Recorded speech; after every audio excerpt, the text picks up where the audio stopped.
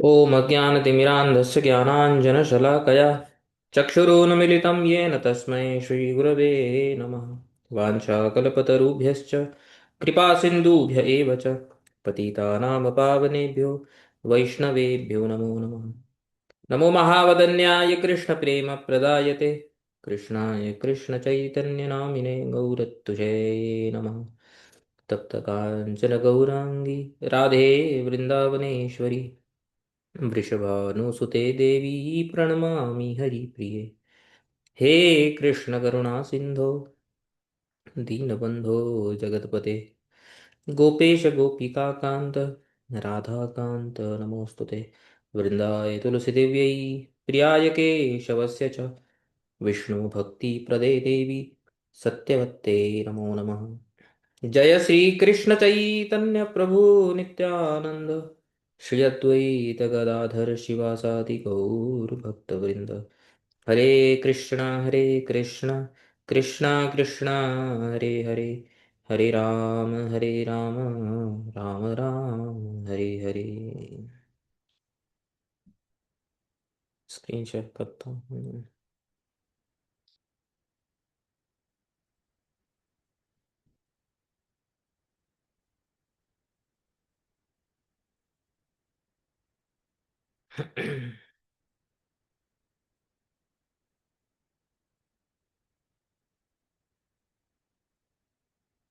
दिखाई दे रही? विजिबल है। हम्म, ठीक है। लास्ट टाइम जो हमने 3 श्लोक पढ़े थे, क्विकली उसको रिवाइज करके आगे बढ़ते हैं। तो श्री भीष्मदेव बताते हैं, यम मन्यसे मातुलेयम प्रियम मित्रम सुहृत्तमम अकरो सचिवम दूतम सुहृदादथ सारथिम।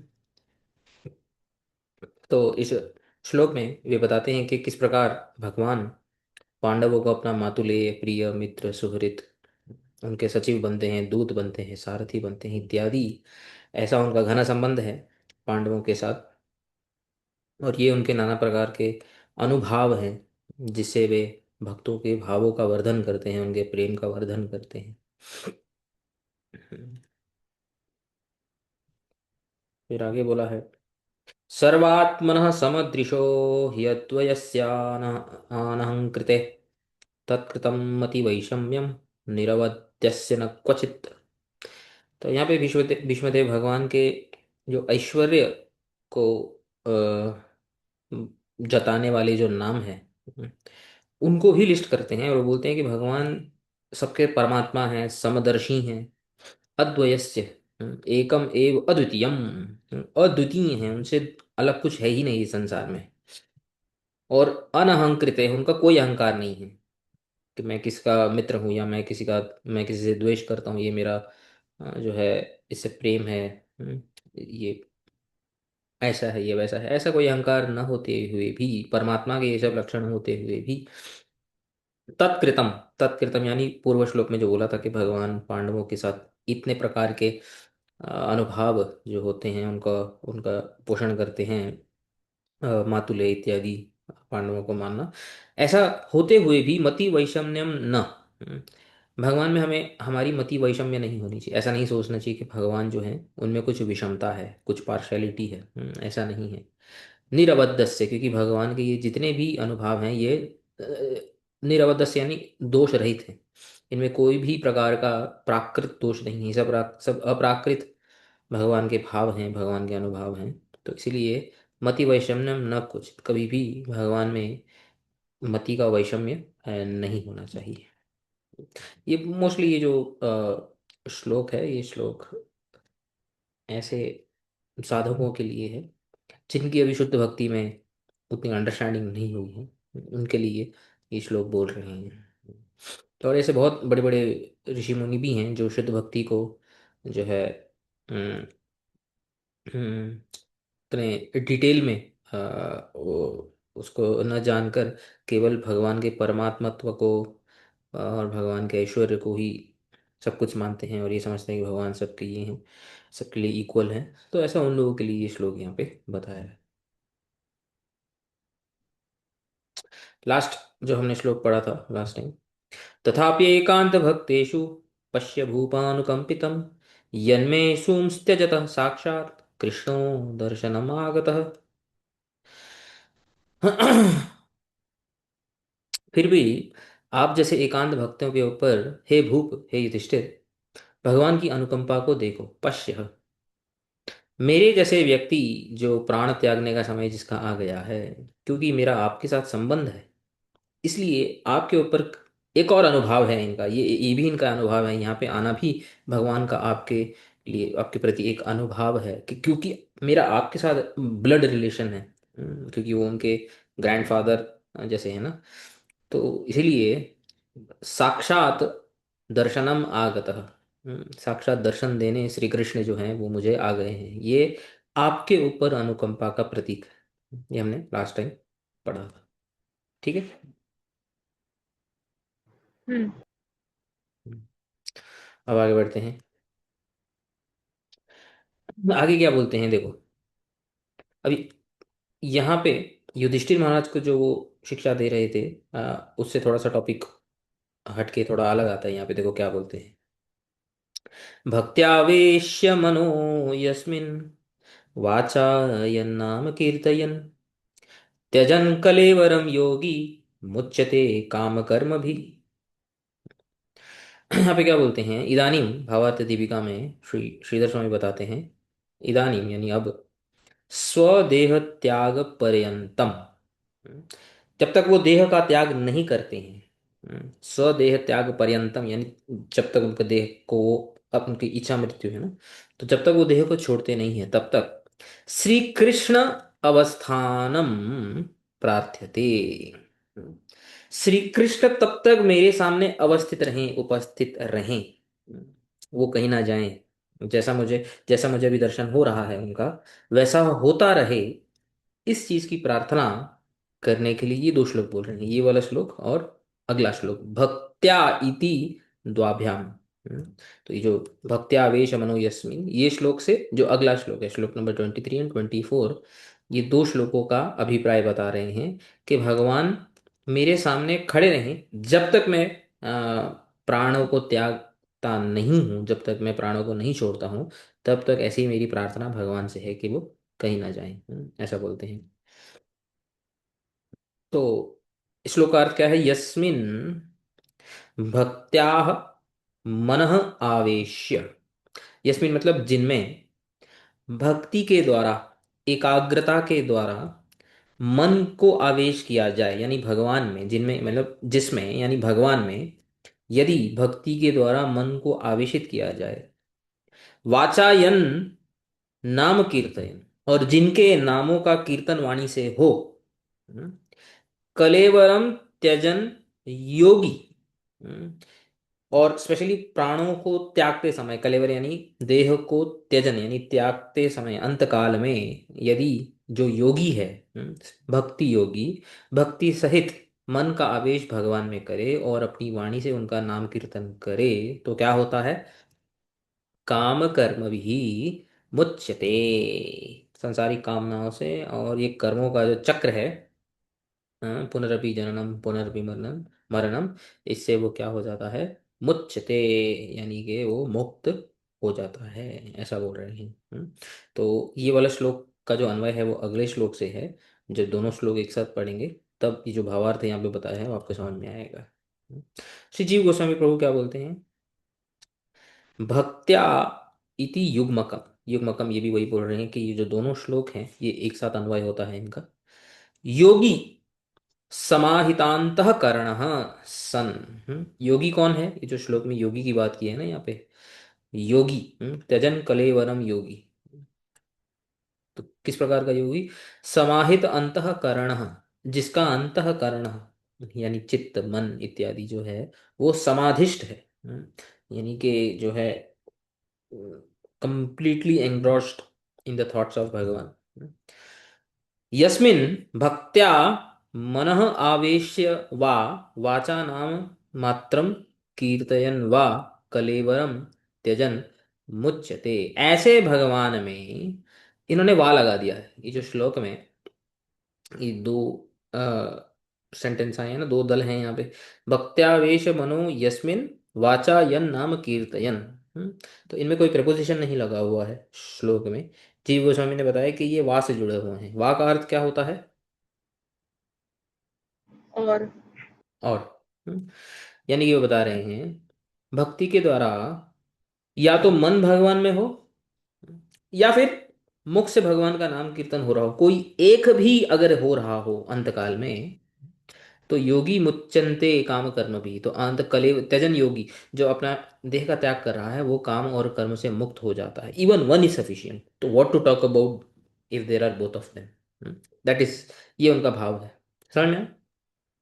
प्रभु या मुख में नाम हो रहा हो और मन में या तो उनका विचार, ऐसा बोला ना? हाँ, मन में उनका स्मरण हो रहा हो या मुख से उनका कीर्तन हो रहा हो, even one of them is sufficient, दोनों हो तो then what to speak about that, ऐसा बोल रहे हैं।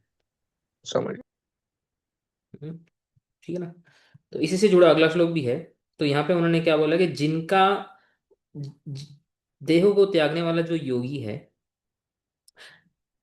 वो यदि भगवान में उनका उसके मन का आवेश हो या मुख में भगवान का नाम कीर्तन हो, तो देह त्यागने के बाद वो सब काम कर्मों से मुक्त हो जाता है। अब देह त्याग यहाँ पे किसका हो रहा है? उनका खुद का ही हो रहा है। वो खुद ही अभी थोड़ी देर बाद देह को त्याग करने वाले हैं। इसलिए इसी थॉट को कंटिन्यू करने के लिए आगे इस श्लोक में जो इसका कंटिन्यूएशन है वो बताते हैं। सदेव देवो भगवान् प्रतीक्षताम् कलेवरं यावदिदं हिनोम्यहम् प्रसन्नहासारुणलोचनोल्लसन् मुखाम्भुजो ध्यानपथश्चतुर्भुज सह प्रसन्न हास अरुण लोचन उल्लसन मुखाम्भुज। ये भगवान का इतना बड़ा विशेषण विशेषण बोला है यहाँ पे। इसका अर्थ पढ़ेंगे।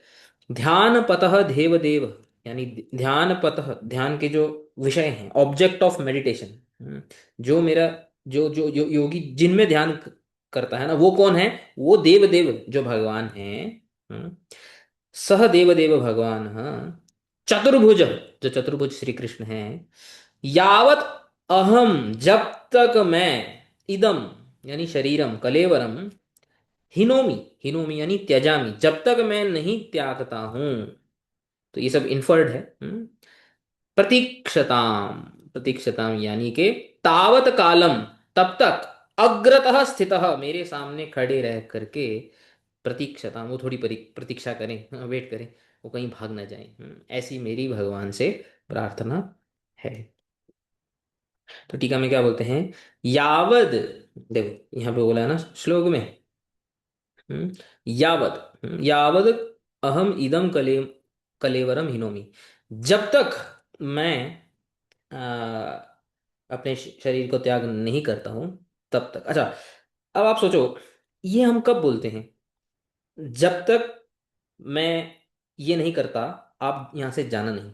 इसका मतलब क्या होता है? अगर वो जो मैं करने वाला हूं एकदम तुरंत करने वाला हूं, तो ये मेरे को बोलने की जरूरत है क्या? नहीं। नहीं ना। इसका मतलब मेरे को थोड़ा टाइम लगेगा। Okay, I will take some time. समझे कि नहीं? इसलिए तो बोलते हैं ना, हाँ। देखो जब तक मेरा ये कार्य होता नहीं है तब तक तो यहाँ से हिलोगे नहीं, ऐसा बोलते हैं। इसका मतलब, इसका इन्फर्ड मतलब ही यही होता है कि मैं जो अभी जो मैं कार्य करने वाला हूँ इसको टाइम लगेगा, तो बी पेशेंट, ऐसे ही बोलते हैं ना। तो ये यहाँ पे वही बता रहे हैं, यावद इति विलंबम द्योतयंती, ये जो बोल रहे हैं यावद, ये यावद इनके बोलने का जो अर्थ है, जो भावार्थ है, वो विलंबन द्योतयति, भाई विलंब लगेगा, थोड़ा सा लेट होगा।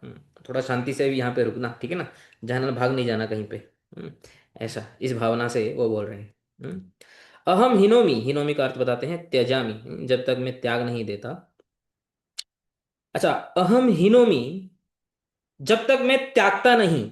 अभी नॉर्मली देह त्याग हमारे कंट्रोल में होता है क्या? किसी कंट्रोल में होता है क्या नहीं। देह? नहीं। लेकिन भीष्म देव के तो कंट्रोल में है। इसलिए वो बोल सकते हैं कि जब तक मैं देह को नहीं त्यागता, मेरी मर्जी है। जब मैं त्यागूंगा तब तक आपको यहाँ पे होना है। कोई यहाँ पे बोले कि अरे आप ऐसे कैसे बोल रहे हैं, मृत्यु तो कभी भी आ सकती है।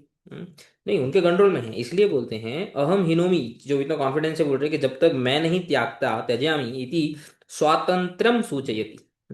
स्वातंत्र्यम यानी कि उनका जो स्वतंत्रता है प्राण त्यागने में, उनकी खुद की जो प्राण त्यागने की जो इच्छा है उसको सूचित करता है ये शब्द। तो जब तक मैं नहीं त्यागते भाई, प्लीज वेट, और मैं थोड़े टाइम बाद त्यागूंगा, इतना जल्दी मैं नहीं त्यागने वाला। अब यहाँ पे भगवान के लिए जो उनका नाम का जो प्रयोग हुआ है, प्रसन्न हास अरुण लोचन उल्लसत मुखाम्भुज, ये पूरा एक ही पद है, यहाँ से लेके यहाँ तक। अब इसका अभिग्रह बताते हैं। प्रसन्न हास अरुण लोचनाभ्याम। प्रसन्न हास का अर्थ क्या होता है बताओ, सिंपल है। प्रसन्न हास का अर्थ क्या होता है? जो सदैव प्रसन्न या इजीली स्माइल। प्रसन्न हो जाते हैं। प्रसन्न यानी हास उनकी मतलब जो स्माइल। हास्य स्माइल है ना, तो एक हम्म। हैप्पी स्माइलिंग फेस, ऐसे जैसे बोलते हैं ना, चियरिंग फेस, या जैसे भी जो भी बोल सकते हैं, जो भी प्रसन्न मतलब खुश, खुशी से हंसते हुए ऐसे। प्रसन्न हास। और अच्छा, इसका अर्थ बताओ। अरुण लोचन। अरुण लोचन का अर्थ क्या होता है? Arun means red, lochan means eyes. Yes, reddish ice.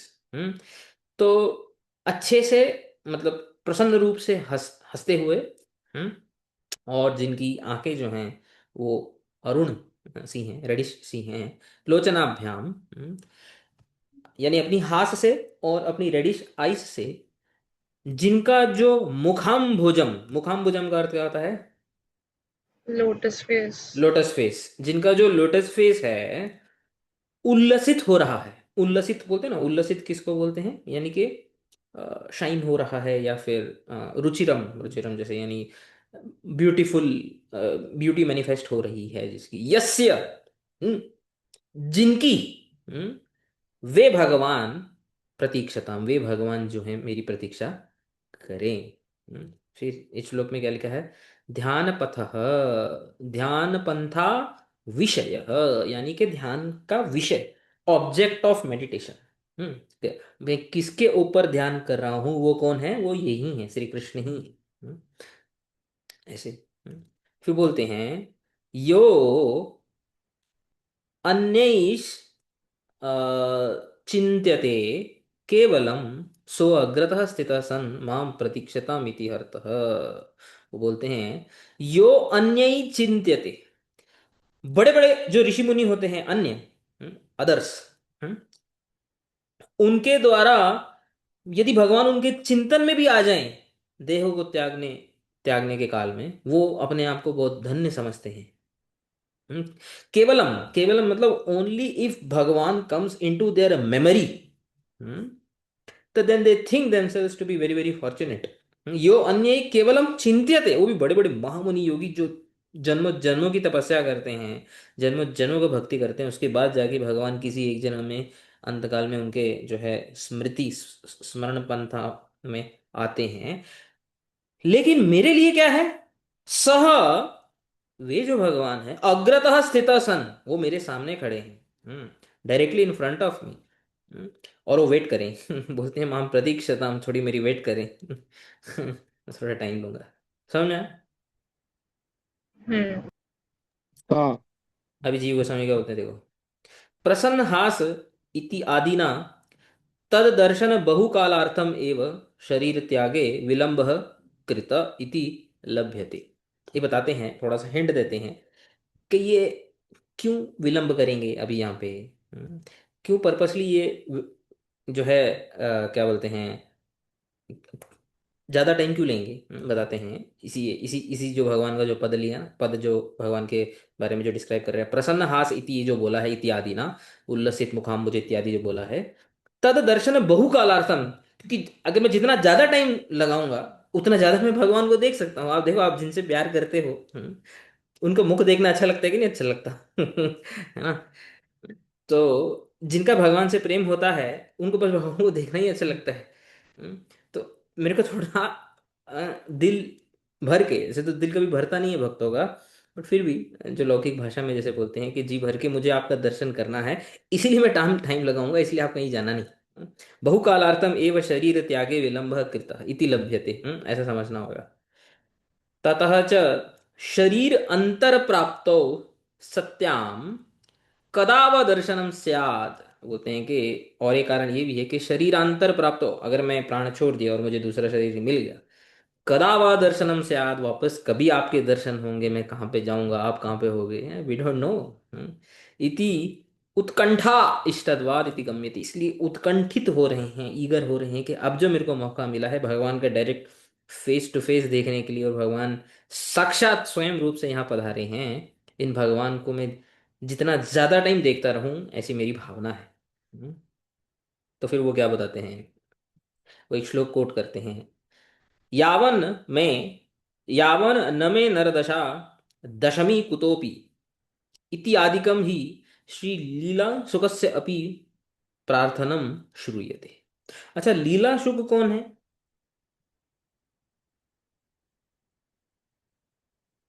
बिल्वा मंगल ठाकुर। बिल्व मंगल ठाकुर। बिल्व मंगल ठाकुर ने कौन सी ग्रंथ लिखी है फेमस, कोई जानता है? कृष्ण कर्णामृत। कृष्ण करणामृत, ये कृष्ण, ये जो लिखा है ना, कृष्ण करणामृत का ही ये श्लोक है। तो बोलते हैं ऐसा श्री बिल्वामंगल ठाकुर के द्वारा भी ऐसी सेम प्रार्थना हुई है। तो चलो, इस श्लोक को भी मैंने यहाँ पे लिखा है, तो इस श्लोक को समझते हैं। ये पूरा श्लोक जो है नीचे लिखा हुआ है। तो इस श्लोक में बेसिकली बिल्वामंगल ठाकुर जो है ये श्लोक लिखते हैं कि, लेकिन ये जो श्लोक है ओरिजिनली श्रीमती राधिका जो है वो श्री कृष्ण के लिए ये श्लोक जो है ये बोलती हैं। तो राधाया विरह भाव, स्पेशली भगवान के विरह में वो ये श्लोक को बोलती हैं। यावन्न मे नर दशा दशमी कुतोपि रंध्रादुपैति तिमिरी कृत सर्वभावा लावण्यकेलिसदनं तव तावदेव लक्ष्यासमुत्कोणितवेणुमुखेन्दुबिम्बम्। यहाँ पे क्या बोलते हैं देखो, इस श्लोक का अन्वय है। यावत यानी जब तक, कुतः अपि, कुतः अपि ये श्री गोपाल भट्ट गोस्वामी जो हैं, इनकी कृष्ण करणामृत के ऊपर एक टीका है कृष्ण वल्लभा। वो इस कृष्ण करणामृत इस श्लोक की टीका में लिखते हैं, अर्थ बताते हैं। कुतः अपि, कुतः अपि का जो लिटरल ट्रांसलेशन होता है वो होता है समहाउ और अदर, जैसे तैसे। ऐसे बोलते हैं ना। कुतः अपि रंध्राद, सही, ये रंध्राद, ये जो पद है, इसका अर्थ बताते हैं। अवसरात दूषणाद वा को अपि निमित्ताद इति अर्थः। रंध्राद में तिमिरीकृत सर्वभावा दशमी नर दशा। अभी एक एक वर्ड का मीनिंग थोड़ा समझ में आएगा तो पूरा फ्रेम कर सकेंगे। तो वो बोलते हैं सबसे पहले इसका अर्थ समझते हैं। दशमी नर दशा, ठीक है। अब दशमी नर दशा क्या होता है, ये बहुत एक टेक्निकल वर्ड है। इसका मीनिंग होता है मृत्यु, 10th स्टेज, दशमी दशा, 10th स्टेज, ठीक है। नर दशा यानी मनुष्य की दशा, किसी की 10th स्टेज। अभी वो भी नीचे समझाएंगे कि ये 10th stage, how 10th stage is equal to मृत्यु। फिलहाल के लिए समझो, ये जो लिखा है ना, दशमी नर दशा, इसका अर्थ है मृत्यु। न उपैति, उपैति यानी प्राप्यति, जब तक प्राप्त नहीं होती है। कैसे प्राप्त नहीं होती है? कोई भी कारण की वजह से। कोई भी कारण यानी मृत्यु जनरली किस किस कारण से आती है? अवसरात, अवसरात मीन्स मतलब नॉर्मल जीवन के फ्लो में जैसी मृत्यु लिखी हुई थी।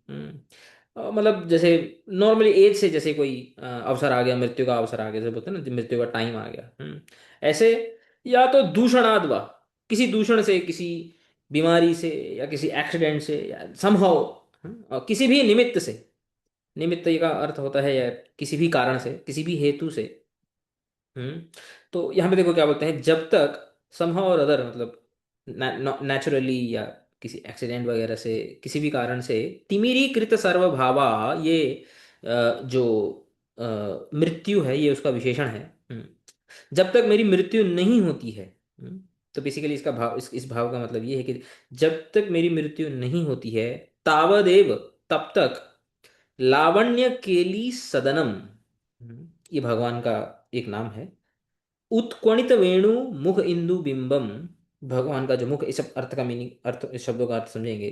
बिंबम लक्ष्यासम, लक्ष्यासम यानी मेरे आंखों का लक्ष्य बने। मे आई ऑलवेज बिहोल्ड, और may I always see that face of Bhagwan which is in front of me. ये मोटा मोटा अर्थ है, अब इसका थोड़ा डिटेल में अर्थ देखते हैं, समझाते हैं। मैं मम दशमी दशा कंठगत श्वासांतिमा। कंठगत श्वासांत, कंठ जब कंठ रुद्ध हो जाता है ना, सेकेंड,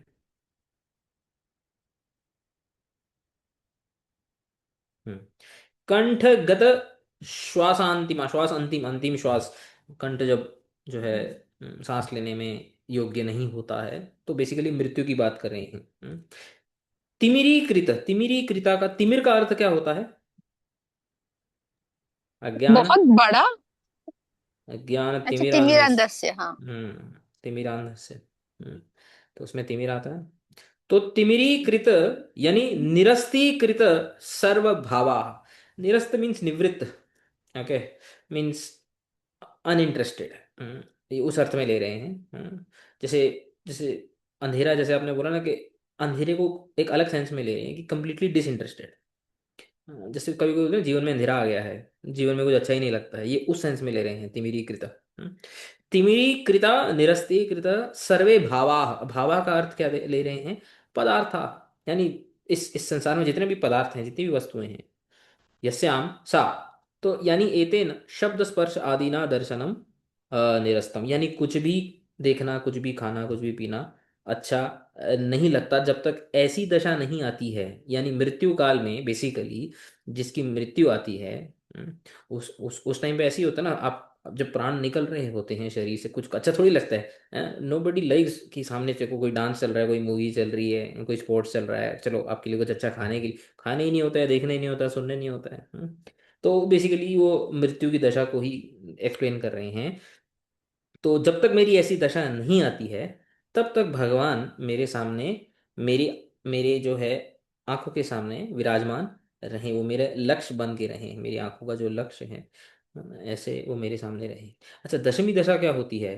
तो यहाँ पे एक श्लोक कोट करते हैं, उसको सोर्स नहीं करते कोट को। तो दशमी दशा तो मरणम बोलते हैं, दशमी दशा यानी मरणम। किस प्रकार का ये मीनिंग है इसका? तथा च उक्तम, वो क्या बताते हैं? अभिलाषश्चिन्तनं च स्मृतिश्च गुणकीर्तनम् उद्वेगश्च प्रलापश्च उन्मादो व्याधिरेव च जडता मरणं चेति दश काम दशा स्मृताः। ये श्लोक क्या कोट करते हैं, इसमें बताते हैं कि काम, काम का अर्थ समझते हैं? काम, लस्ट। यस, यानी जब किसी से अटैचमेंट हो जाती है, हम्म, तो जो अटैचमेंट होती है ना, ये सब जो है पूर्व के जो काम, क्या बोलते हैं, जो रसशास्त्र वगैरह जो होते हैं, ये कहीं ना कहीं कहीं तो वहीं से कोई लिया हुआ ये श्लोक होगा। तो हमें बताते हैं कि काम, दश काम दशाह स्मृता, यानी कि देखो, जब किसी एक व्यक्ति की दूसरे व्यक्ति से, obviously we are talking only about माधुर्य, सेंटिमेंट, एक लड़का लड़की या लड़किया और लड़का, जब दोनों की आपस में आसक्ति हो जाती है एक की दूसरे के प्रति, फॉर एग्जाम्पल, और जब उसको उस प्रेमी की प्राप्ति नहीं होती है, ठीक है, तो कितने स्तर की अटैचमेंट है ना, उसको 10 स्टेजेस में डिवाइड किया गया है। हम्म? तो सबसे पहली जो स्टेज यहाँ पे बताते हैं, वो बताते हैं अभिलाष। अभिलाष का अर्थ क्या होता है? रुचि। हम्म? अ- रुचि रुचि। ओ नहीं, वो रुचि में तो वहां पे पढ़ा, हाँ, अभिलाष बेसिकली, अभिलाष का मतलब होता है अभिलाषा करना, मीन्स कैसे वो मुझे प्राप्त हो सकता है, how can I attain that person, first I want to attain that person, मैं उसको चाहता हूँ जैसे, ठीक है। चिंतनम, सेकंड स्टेज क्या होती है? चिंतनम, चिंतनम का अर्थ क्या होता है? रिमेम्बर, याद हम्म, करो। उसको याद करना रेगुलरली, या किसी भी फ्रीक्वेंसी में। थर्ड स्टेज होती है स्मृति। चिंतनम और स्मृति में क्या अंतर होता है? कोई बोल सकते हैं? एनी कि गेस? मतलब हम्म? वो वैसे बोलते हैं ना कि भगवान की स्मृति हो गई, मतलब वो शायद वो रिमेम्बरेंस टाइप है क्या कुछ? हाँ मतलब चिंतनम भी रिमेम्बरेंस है, स्मृति भी रिमेम्बरेंस है। वो what is what do you think could be the difference, दोनों में डिफरेंस क्या हो सकता है? इंटेंसिटी। कंटिन्यूस रिमेम्बरेंस, ठीक है ना। स्मृति मतलब वो दिमाग से न जाना। This is a third stage of attachment. Fourth stage गुण कीर्तनम, वो जो व्यक्ति है जिसे मेरी अटैचमेंट है, now I start speaking about him. वो ऐसा है, वो ऐसा है। अब तक मन में था, now it has come to the mouth. अब मुख से जो है उसके बारे में निकल रहा है। फिर फिफ्थ स्टेज आती है उद्वेग। उद्वेग का नीचे अर्थ दिया है विरह जन्य दुखम। अब जब उसकी प्राप्ति नहीं हो रही है, हम्म, अब दुख शुरू होता है, पेन, विरह से इनिशियल। फिर प्रलाप। प्रलाप किसको बोलते हैं नॉर्मली?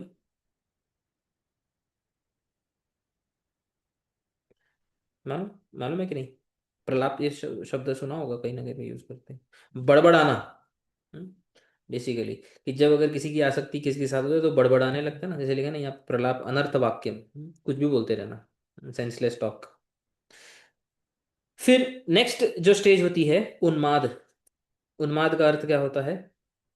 औत्सुक्य संतापाधिकारित मनो विपर्यास समुदित प्रियाश्रित वृथा व्यापार। वृथा व्यापार का मतलब, अभी जो प्रलाप में जो हम जैसे बोलो ना कि सेंसलेस टॉक तक सीमित था, अब यहाँ पे व्यापार तक आ गया, सेंसलेस एक्शंस, कुछ भी करते जाना, जिसका कोई सेंस नहीं बनता है। क्यों? औत्सुक या संताप, उत्सुकता से जो संताप हो रहा है, विरह संताप हो रहा है, जिसको भी, जिसके साथ भी अटैचमेंट है, उससे जो जनित जो मन का विपर्यास, मतलब मन का भ्रमित हो जाना, और उसकी वजह से समुत, उसकी वजह से उत्थित जो जनित जो प्रिया आश्रित, यानी कि जो जो प्रेमी है उसमें जो आश्रित जो वृथा व्यापार है, हम्म, हम्म, उसको करते रहना, सेंसलेस एक्शंस, इसको बोलते हैं उन्माद।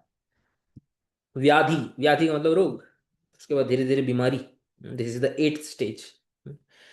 और नाइन्थ स्टेज का अर्थ होता है जड़ता। जड़ता का अर्थ यहाँ पे बताते हैं निष्पन्द, यानी गतिहीन, मतलब नो मूवमेंट एट ऑल, किसी भी सेंस की कोई मूवमेंट ही नहीं है, नाइन्थ स्टेज। टेंथ स्टेज दशमी दशा यानी मरणम, ठीक है। तो यहाँ पे श्रीमती राधिका जो है वो इस दशा की बात कर रही हैं, श्री कृष्ण के विरह में। जब तक मेरी ये दशमी दशा नहीं आती है, तब तक श्री कृष्ण का मुख जो है का मेरे आंखों और मन के द्वारा लक्षित बना रहे, यानी मेरा श्री कृष्ण में मन, यानी उनका जो दर्शन है वो हमेशा होता रहे। समझ में आया कि नहीं समझ में आया? समझा थोड़ा ही मतलब।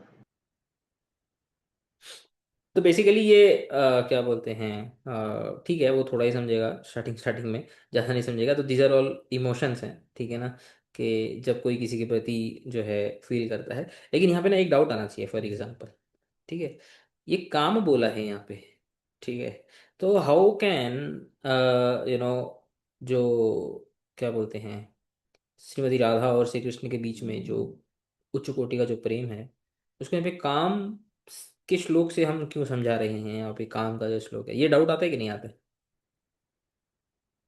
हम्म। समझ में आया? माता जी आपको कुछ समझ में आ रहा है ये क्या चल रहा है? माता जी है कि नहीं? हाँ हाँ, वो रोहित आ गया था, उसका कुछ काम बोल रहा था। हाँ, हम्म। समझ तो रहा है, पर वो लास्ट का पार्ट थोड़ा मैं मिस कर दिया।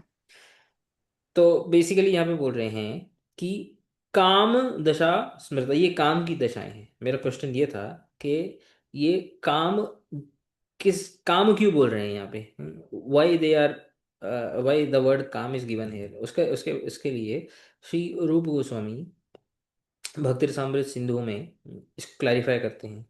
प्रेम एव गोपरामाणाम काम इति अगमत प्रथाम, ख्याति।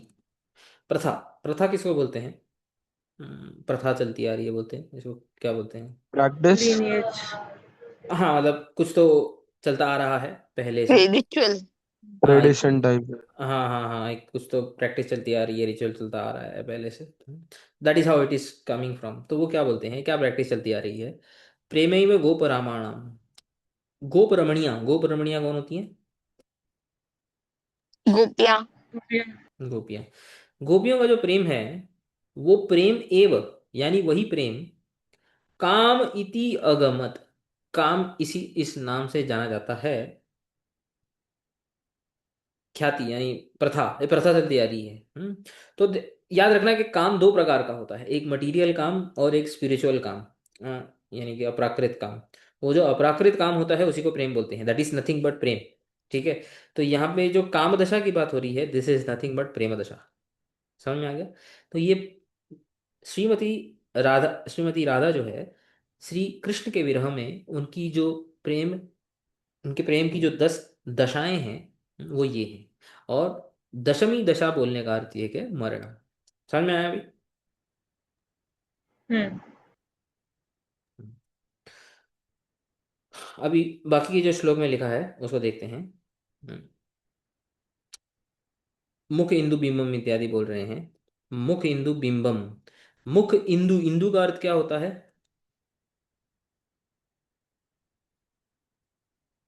कोई जानते हैं कि नहीं? हिंदू मतलब मून। चंद्रमा। हाँ। बिंब, बिंब का अर्थ क्या होता है? फ्लावर होता है ना वो, रेडिश कलर का कुछ। और वो अलग है, हमें बिंब का अर्थ है मतलब गोला, मून, चंद्रमा का जो बेसिकली प्लैनेट जो गोल दिखता है। ठीक है। मुख, जिनका जो मुख है, वो चंद्रमंडल, इंदु बिंबम यानी चंद्रमंडल। ठीक है, यहाँ पे लिखे है ना चंद्रमंडल। हम्म। लावण्य केली सदनम। लावण्य केली सदनम क्या होता है?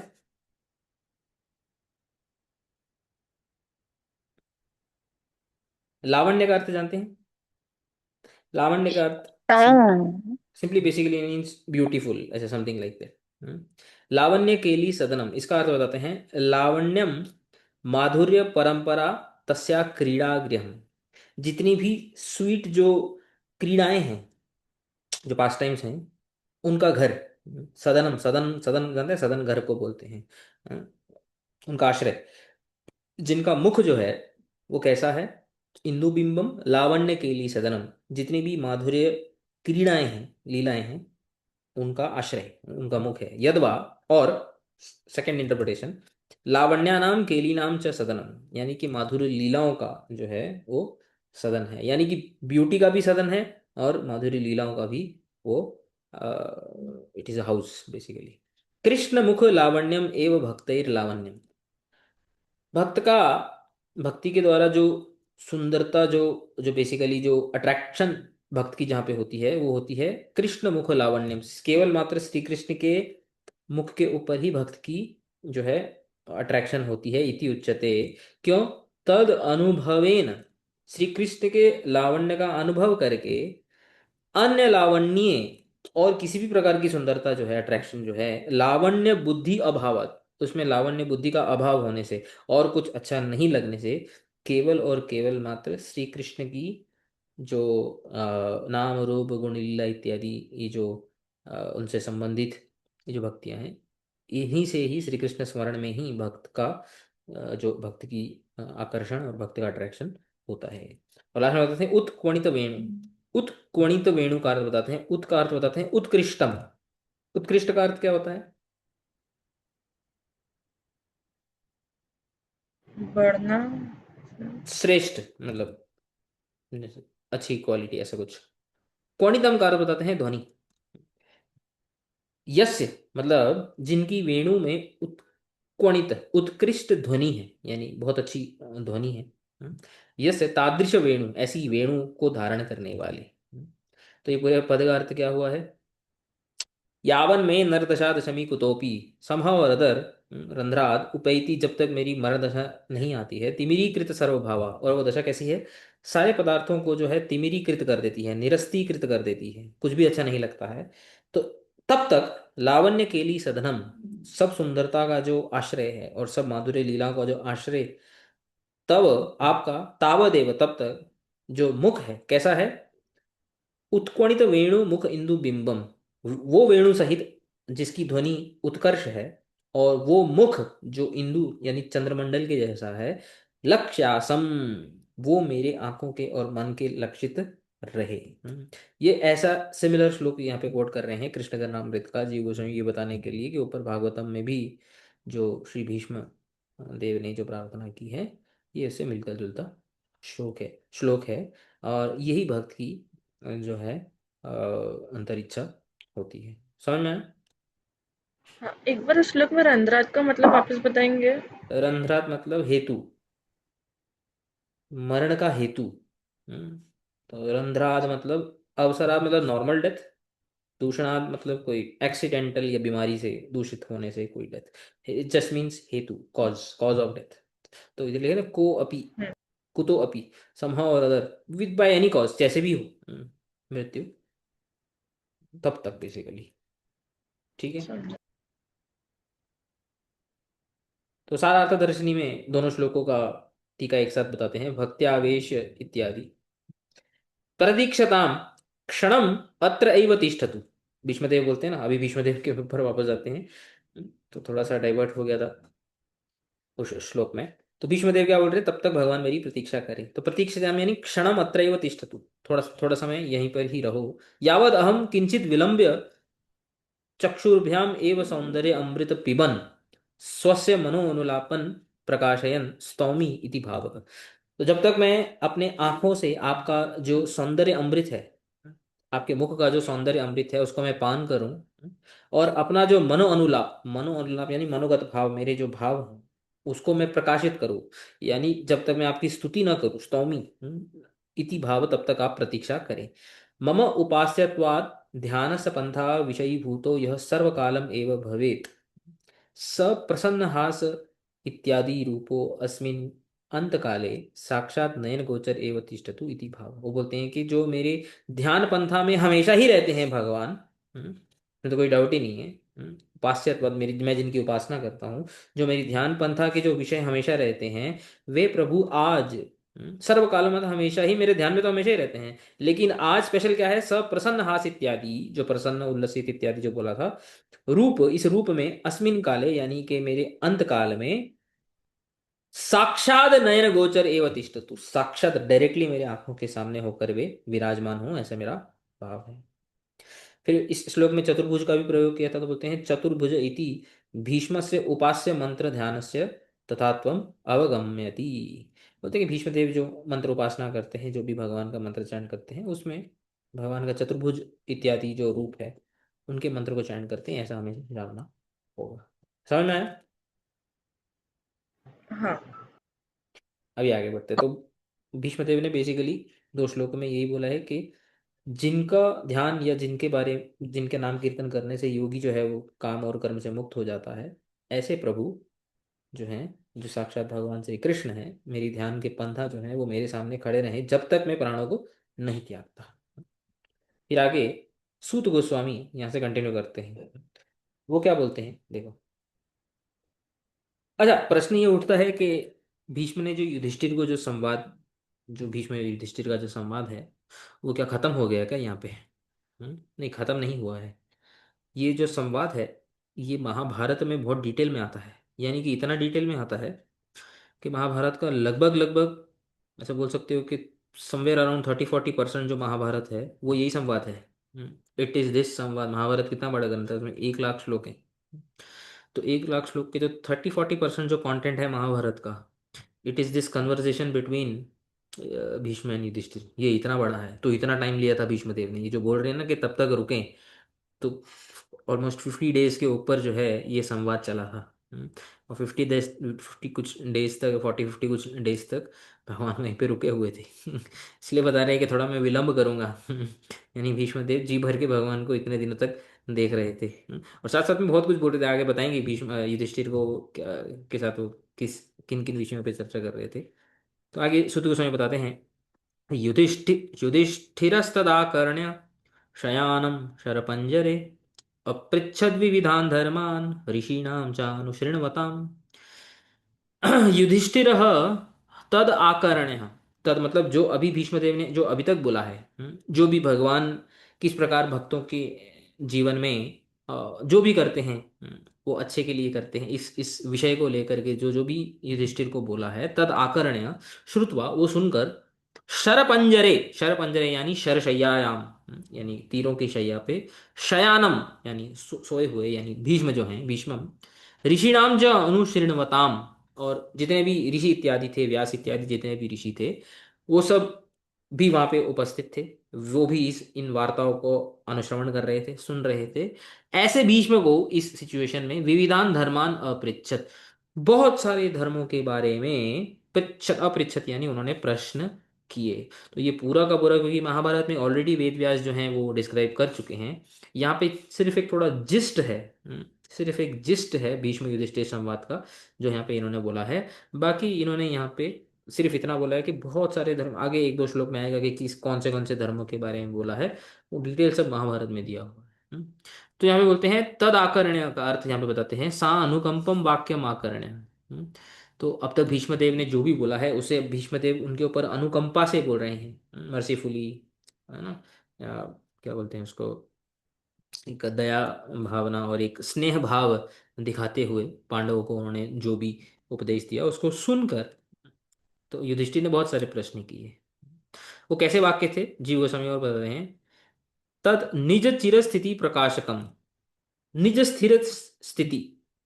युधिष्ठिर, इसके पहले देखो, जब भीष्मदेव के पास नहीं आए, युधिष्ठिर के मन में क्या चल रहा था? कि मेरी वजह से पूरा कुल का नाश हुआ है। तो वो डिप्रेस थे, है ना, उनके मन में शोक था, व्याकुल थे वो शोक से। तो शोक से व्याकुल व्यक्ति क्या चाहता है कि मैं जीना नहीं चाहता, ऐसा ही होता है ना, है ना। इवन जब हम्म। अर्जुन भी शोक से व्याकुल थे, गीता जय भगवान ने बोली थी, तो वो भी यही था ना कि मैं मरना चाहता हूँ ऐसे। तो सेम सिचुएशन युधिष्ठिर की भी थी इस समय। लेकिन इनके वाक्यों से, सा अनुकंपा, जो अनुकंपा से सहित जो वाक्य थे भीष्मदेव के, उनके वाक्यों से युधिष्ठिर को जीने की शक्ति मिली, कि नहीं, मुझे जीना चाहिए, इसलिए बोल रहे हैं यहाँ पे तद आकर्ण्य। वो सुनते, वो क्या था, निज चिर स्थिति प्रकाशकम, अपनी चिर स्थिति कि मुझे और जीना चाहिए, मुझे राज्य करना चाहिए, उसको प्रकाशित करने वाले, उसको रिवील करने वाले जो वाक्य थे, श्री भीष्म से वचनम आकर्ण्य, ऐसे भीष्मदेव के वचन सुनकर उन्होंने और प्रश्न किया। समझ में आया? हम्म। सारार्थदर्शिनी में बताते हैं, युधिष्ठिर तद आकर्ण्य इति तर्हि माम कह प्रबोधयिष्यति इति व्यग्रह अपृच्छत शयानम शर इति। तो बेसिकली जैसे मैंने बताया कि यहाँ पे तो थोड़ा सा ही डिस्क्रिप्शन आया है, इसके बाद युधिष्ठिर ने बहुत सारे प्रश्न पूछते हैं। यहाँ पे भाव बताते हैं सारार्थदर्शिनी में, और एक भाव बताते हैं कि अब मुझे कौन प्रबोध प्रबोध करेगा, यानी मुझे कौन पैसिफाई करेगा। यार युधिष्ठिर पैसिफाई नहीं हो रहे थे, श्री कृष्ण से भी पैसिफाई नहीं हो रहे थे, व्यास इत्यादि महामुनि से भी पैसिफाई नहीं हो रहे, तो वो सोचकर कि मुझे कौन शांत करेगा, कौन मेरा प्रबोध करेगा, प्रबोधयिष्यति इति व्यग्र चित्त, व्यग्र चित्त से, यानी कि एक एंशियस हार्ट से, अपृच्छ वो पूछने लगे, शयानम शर इति, जो जो तीरों की शैया के ऊपर जो शयन कर रहे थे भीष्म, उनसे उन्होंने पूछा। बोलते हैं यद्यपि तद दशायाम प्रश्न अनौचित्यम, अब कोई जो है तीरों की शैया पे इतने पेन में अगर कोई है, तो उसको कोई क्वेश्चन करता है क्या कि भाई मुझे धर्म के बारे में सिखाओ, ये सिखाओ, वो सिखाओ, वो तो गुरुकुल में जाकर के एक एक अलग सिचुएशन होती है। तो बोलते हैं यदि भी ऐसी दशा में भीष्म को इतना सब कुछ पूछना अनुचित था, तदपि फिर भी गति अंतर अभावात, गत्यंतर यानी ऑल्टरनेटिव, कोई और ऑप्शन उसके अभाव में, और कोई ऑप्शन है ही नहीं युधिष्ठिर के पास। और ऑब्वियसली श्री कृष्ण ने भी उनको प्रेरणा दी थी कि भीष्म के पास चलते हैं। तो बिकॉज इवन दो लौकिक रीति से देखा जाए तो ये सही नहीं है ऐसी दशा में इतने सारे प्रश्न पूछना, लेकिन क्योंकि उनके पास कोई ऑप्शन नहीं था, फिर भी उन्होंने बहुत सारे प्रश्न पूछे। और श्री वैष्णवानंदनी में बलदेव विद्याभूषण प्रभु बोलते हैं, तत्र युधिष्ठिरो राजा तत्सानुकंपम तद वाक्यम आकर्ण्य शरपंजरे शय्यानम भगवदत्तेन वरेण निवृत्त शस्त्र व्यथम। बोलते हैं ऐसी दशा में जब उन्होंने भीष्मदेव के वाक्य को सुना, शरपंजरे यानी तीरों की शैया पे जब भीष्मदेव शयन कर रहे थे, उस समय क्या भीष्मदेव को पेन हो रहा था? बोलते नहीं, नहीं पेन नहीं हो रहा था। वो बोलते हैं भगवत दत्तेन वरेण, भगवान के दिए हुए वर से, यानी भगवान की कृपा से, भगवान के प्रसाद से, निवृत्त शस्त्र व्यथम, शस्त्र की जो व्यथा यानी शस्त्र का जो पेन था, जो दुख था, उससे निवृत्त हो गए थे, उससे एकदम कंप्लीटली जो है वो पेन उनको कुछ नहीं हो रहा था। और फिर उन्होंने सब कुछ जो बोला युधिष्ठिर महाराज को, वो कैसे बोला, करामलक न्यायेन। करामलक न्याय जानते हैं कोई? आमलक किसको बोलते हैं? आमला, आमला। आमला होता है ना, आमला। Indian gooseberry. हाँ, आमला खाने वाला ना। हाँ, खाने वाले ही। तो कर, कर किसको बोलते हैं? हैंड्स। हाथ। कर आमला कर। एक जो आंवला होता है, हाथ में आराम आ जाता है ना, आराम से, कोई परेशानी तो होती नहीं है, छोटे बच्चे के भी हाथ में आ जाता है। तो कर आमला का न्याय मीन्स इजीली। आंवला को हाथ में रखना कितना आसान है, आराम से आराम से आ जाता है। छोटे बच्चे के भी हाथ में आ जाता है। तो करामल, करामल का न्याय ये है ना, परिदृष्ट परावर तत्वम। जो सब पर अवर, सब प्रकार के मटीरियल, स्पिरिचुअल, इहलौकिक, पारलौकिक, जितने भी प्रकार के धर्म हैं, वो सब भीष्म के सामने प्रकट हो गए ऑटोमेटिकली। परिदृष्ट, कंप्लीटली नॉलेजेबल इन एवरीथिंग। ऐसे भीष्म ने धर्मान, ऐसे भीष्म को धर्मान अपृच्छत, धर्मों के बारे में श्री युधिष्ठिर महाराज ने पूछा। और जैसे मैंने बताया कि ये बहुत बड़ा कन्वर्जेशन है जो महाभारत में आता है। ठीक है। तो क्या क्या पूछा, शॉर्ट में 3 श्लोकों में यहाँ पे बताते हैं। पुरुष स्वभाव विहितान, यथा वर्णम यथाश्रमम, वैराग्यरागोपादिभ्याम, आम्नातु भयलक्षणान्, दान धर्मान् राजधर्मान् मोक्षधर्मान् विभागशः, स्त्रीधर्मान् भगवद्धर्मान् समासव्यासयोगतः, धर्मार्थकाम मोक्षांश्च सहोपायान् यथा मुने, नानाख्यानेतिहासे इतिहासेषु वर्णयामास तत्त्ववित्। तो यहाँ पे भावार्थ दीपिका पहले पढ़ते हैं। बोलते हैं पुरुष स्वभावेन विहितान, पुरुष स्वभाव विहितान यानी अनुसारेण, जैसा जिसका स्वभाव है, जैसा जिसका नेचर है, उसके हिसाब से, मैं पहले भी बताया था, उसके हिसाब से किसी को गाइड किया जाता है, किसी को जो है अधिकार के हिसाब से लोगों को क्या उनकी साधना है, कैसा उनको क्या करना चाहिए, उनके लेवल के हिसाब से उनको उपदेश दिया जाता है। सबको सेम उपदेश नहीं दिया जाता है।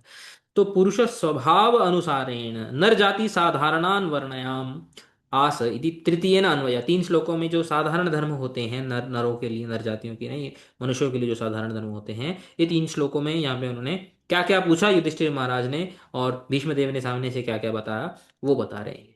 तो पहले क्या क्या बताया, यथा वर्णम, जो 4 वर्ण होते हैं ना, कौन से होते हैं वर्ण? ब्राह्मण, क्षत्रिय, ब्राह्मण, क्षत्रिय, वैश्य और वैश्य और शूद्र। और आश्रम कौन से होते हैं? सन्यास, गृहस्थ। स्टार्टिंग से ना, सबसे पहले ब्रह्मचारी, ब्रह्मचर्य, फिर ब्रह्मचर्य के बाद फिर कौन सा आश्रम होता ब्रह्मचारी का गृहस्थ है ना। है? गृहस्थ, गृहस्थ के बाद वानप्रस्थ। वानप्रस्थ, उसके बाद सन्यास। सन्यास। 4 आश्रम होते हैं। ठीक है ना। तो कभी प्रभु कभी वान क्या था एग्जैक्टली? वानप्रस्थ में वन में जाना, वन में जाना टिपिकली बेसिकली मीन्स कि सब कुछ रिटायर हो करके एक ऐसी जगह पे जाना जो वन जैसा हो, वन जैसा हो मतलब सिंपल हो, और वहाँ पे साधु संग प्राप्त हो, जिससे हम भक्ति के बारे में और धर्म के बारे में डिटेल में समझ सकते हैं। तो एक बार वानप्रस्थ में जब कंप्लीट रिटायरमेंट से केवल धर्म के बारे में सीखते हैं, तो उसके बाद संन्यास आ जाता है। संन्यास में जो है उसकी प्रीचिंग करते हैं, जैसे फिर दूसरों को बताते हैं। ऐसे। हम्म। देखो, कभी कभी क्या होता है कि कभी कभी लोग ब्रह्मचारी बनते हैं, कोई किसी मठ में आ जाते हैं, किसी संस्था में आ जाते हैं, फिर उसके बाद शादी कर देते हैं। ऐसा होता है कभी, देखा होगा आपने बहुत बार। तो लोग क्या बोलते हैं, अरे उसका पतन हो गया। ऐसा बोलते हैं कि नहीं बोलते, पतन हो गया? हाँ बोलते। नहीं, ऐसा कुछ नहीं है। उसका पतन नहीं हुआ है। शास्त्र में क्लियरली जो 4 आश्रम जो सीक्वेंस में बताए हैं वो यही है। ब्रह्मचारी, ब्रह्मचारी और गृहस्थ। पहले ब्रह्मचारी होना चाहिए 25 साल तक आइडियली। उसके बाद जब ब्रह्मचारी की शिक्षा ले ली, फिर घर जाके वो विवाह कर सकता है, बच्चे कर सकता है, उनका पालन का पोषण कर सकता है, और फिर बाद में जो है रिटायरमेंट वापस लेकर के भजन कर सकते हैं। इसमें कोई अ, किसी की जो है, अगर कोई अधिकारी नहीं है या किसी का स्वभाव नहीं है आजीवन ब्रह्मचारी का, तो ब्रह्मचारी थोड़ा रहने के बाद यदि उसने विवाह कर लिया तो उसका फॉल डाउन हो गया या उसे कोई अपराध हो गया, ऐसा कुछ नहीं होता है। समझ में आया? समझा। तो यथा आश्रमम, आश्रम धर्मास, वैराग्य राग रागाभ्याम उपाधिभ्याम क्रमेण आम्नातम उक्तम। आमनातम यानी शास्त्रों में जो उक्त हैं, वैराग्य कैसा होना चाहिए और राग कितना होना चाहिए, राग यानी अटैचमेंट, वैराग्य यानी डिटैचमेंट, ये सब कैसे अप्लाई करना चाहिए अपने जीवन में। उभयम दोनों, निवृत्ति प्रवृत्ति रूपम लक्षणम ये शाम तान, वैराग्य का क्या लक्षण होता है, राग का क्या लक्षण होता है, ज्यादा कितना होता है, कम, धर्म के हिसाब से धर्मो अविरुद्ध भूतेषु कामो अस्मि भरतर्षभ, कि धर्म के अविरुद्ध अगर कोई कामना को पूरा करना भी जो है वो भी गलत नहीं है, वो तो मैं ही हूँ भगवान बोलते हैं। तो कामनाएं भी हमेशा गलत है ऐसा नहीं होता है। तो ये सब बताया है। फिर पुनः तत्र एव विशेषमाह दान इति, है ना, दान धर्म, मोक्ष धर्म, स्त्री धर्म, भगवत धर्म इत्यादि। तो मोक्ष धर्म यानी शम दम आदि सेंसेस को रिस्ट्रेन करना, मन को कंट्रोल करना इत्यादि। भगवत धर्म यानी हरितोषान, हरितोषणान, द्वादशी आदि नियम रूपान, द्वादशी यानी एकादशी द्वादशी जो व्रत होते हैं इत्यादि, वो कैसे नियम उनका कैसे करना है इत्यादि सब बताया। समास व्यास संक्षेप विस्तारो, समास यानी संक्षेप से, व्यास यानी विस्तार से भी बताया, सब कुछ बताया। ताव एव योगाव उपायौ ततः ताभ्याम, तो उन योग उनको प्राप्त करने का क्या उपाय है उन सबको भी बताया है, धर्म अर्थ काम मोक्ष इत्यादि को। इस प्रकार से धर्म आदि च यथा अधिकारम प्रतिनियत निश्चित उपाय सहितम, वही धर्म अर्थ काम मोक्ष जिसका जैसा जो अधिकारी है उसको वैसा ही फॉलो करना चाहिए, उतना फॉलो करना चाहिए, उसकी गाइडेंस में फॉलो करना चाहिए। उपाय सहित इसको प्राप्त करने का क्या उपाय है सहित उन्होंने बहुत कुछ बताया। यथा यथावत नाना आख्यानेषु, जो वो बताया कैसे बताया, मन से नहीं बताया उन्होंने। नाना आख्यान, आख्यान जैसे पुराणों इत्यादि में जो आख्यान आते हैं, शास्त्रों में जो आख्यान होते हैं, ये इतिहासा, जो जो इतिहास होते हैं, जैसे हमारे लिए जो इतिहास है रामायण महाभारत इत्यादि, तेषु उनमें जैसा वर्णन है, उनमें जैसे दिया गया है, यथा संति तथा वर्णयाम आस इति भाव, तो जैसे हैं उस प्रकार से उन्होंने बताया। श्लोक पढ़ोगे तभी आपको समझ में आएगा। हे मुने, यानी कि हे शौनक, तत्वविद जो भीष्म हैं, जो तत्व को जानने वाले भीष्म हैं, उन्होंने पुरुष स्वभाव विहितान, यानी अधिकार के अनुरूप रहकर, यथा वर्णम, यथा आश्रमम, जो वर्ण और आश्रम है उनका ज्ञान दिया है। वैराग्य राग उपाधिभ्याम आमनात उभय लक्षणम, शास्त्रों में जो वैराग्य और राग के जो लक्षण दिए हैं उनके लक्षणों को बताया है।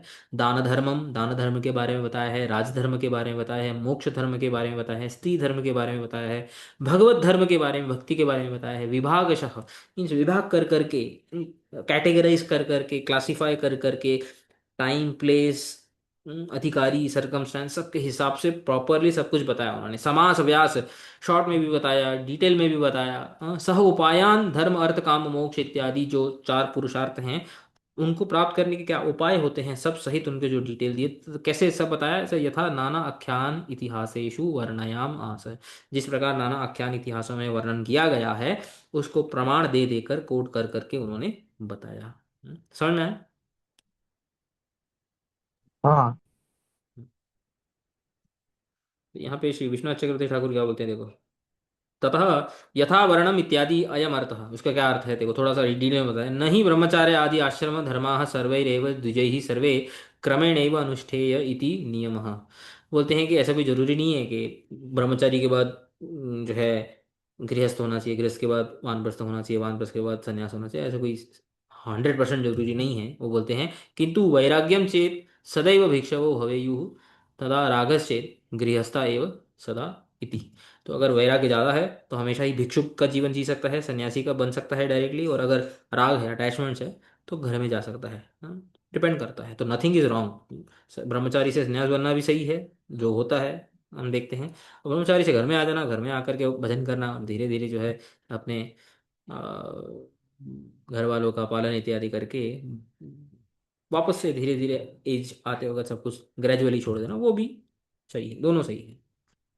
ततः भगवत धर्मान भक्ति अंगान, भगवत धर्म यानी भक्ति के जो अंग है, श्रवण कीर्तन इत्यादि सबके बारे में श्री भीष्मदेव ने बताया।